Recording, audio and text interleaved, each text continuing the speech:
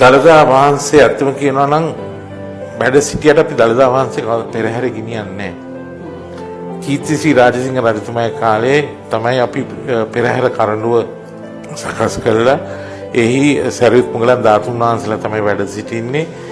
ඒක තමයි පෙරහැර කරඬුව හැටියට පෙරහැරේ ගමන් කරන්නේ.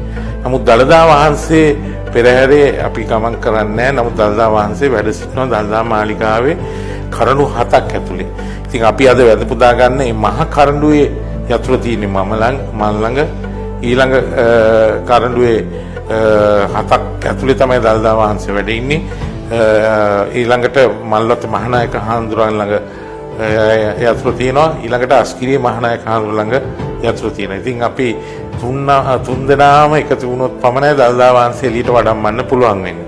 ඉතින් දළදා කරඬුව ඇතුලේ අපේ ඉතා වටිනා දේවල් තියෙනවා. දළදා වහන්සේ හේමාලා දන්ත කුමාරයා දළදා වහන්සේ රැගෙන ආපු ඒ කොණ්ඩගුර දළදා වහන්සේත් එක්කම ඒ වැඩ ඉන්නවා ඒ කරඬු 7 ඇතුලේ.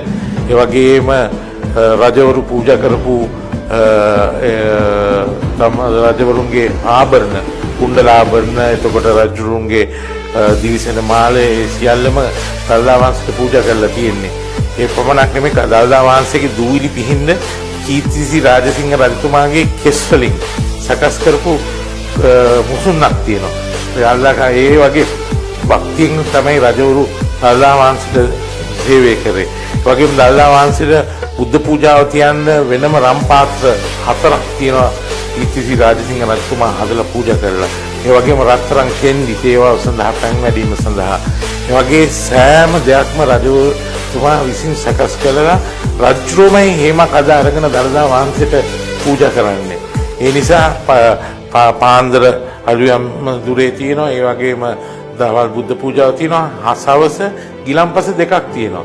මොකද රජතුමාමයි ගිලම්පස පූජා කරන්නේ.